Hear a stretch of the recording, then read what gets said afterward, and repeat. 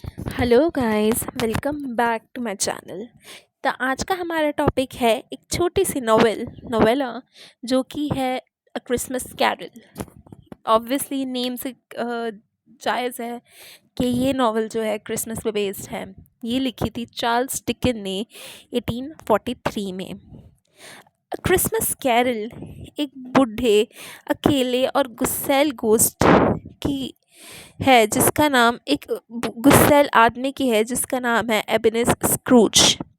Screws का उसके मरे हुए बिजनेस पार्टनर जेकब मार्ली का भूत उसे मिलने आता है और साथ में ही और 3 भूत मिलने आते हैं।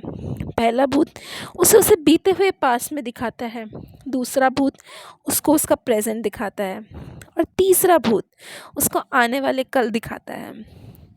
उसने मिलने के बाद स्क्रूज एक और दिल और भावुक इंसान बन जाता है, एक नरम दिल और भावुक इंसान बन जाता है। तो चलिए कहानी शुरू करते हैं। तो क्रिसमस कैरल की ओपनिंग क्रिसमस के दिन लंदन में होती है। एबेनेज़ स्क्रूज का बिजनेस पार्टनर जेकब मार्ली को मरे हुए 7 साल हो चुके हैं। स्क्रूज एक बहुत ही कठोर दिल और कंजूस इंसान है जिसे क्रिसमस बिल्कुल पसंद नहीं है। उसके नेफ्यू फ्रेड ने उसे अपने घर डिनर पे इनवाइट किया पर उसने मना कर दिया। उसके पास 2 लोग आए डोनेशन मांगने ताकि गरीब लोगों को खाना और कपड़े दे सके, क्रिसमस के दिन कोई भी भूखे पेट ना सोए, और उसने उसे भी भगा दिया। वो अपने यहाँ काम करने वाले वर्कर बॉब क्रैचेट को भी बहुत मुश्किलों से छुट्टी देता है। उसे अच्छी तनख्वाह भी नहीं देता और उससे ज़्यादा काम करवाता है।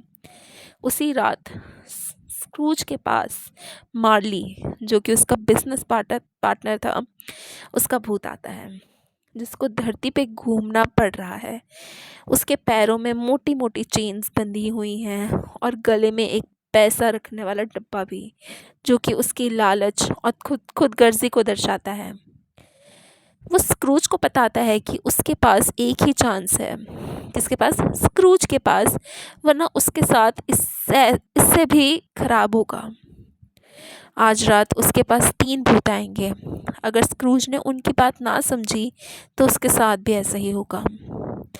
तो क्रिसमस का पहला भूत आता है और उसे पास्ट में ले जाता है, पास्ट क्रिसमस में ले जाता है।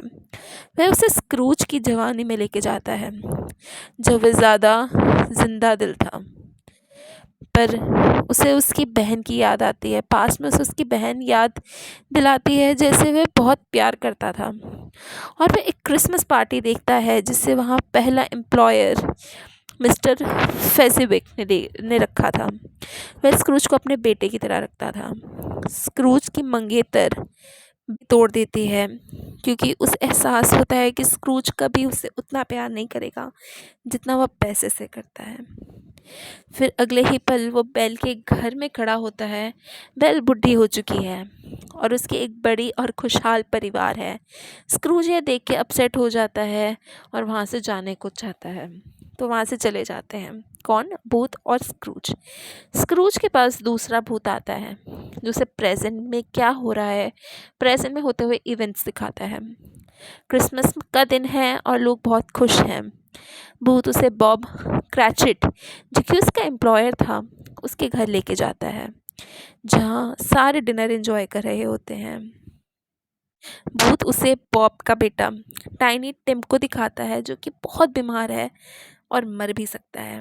गोस्ट फिर उसे उसके नेफ्यू फ्रेड की पार्टी में लेके जाता है जहाँ सारे एंजॉय कर रहे होते हैं।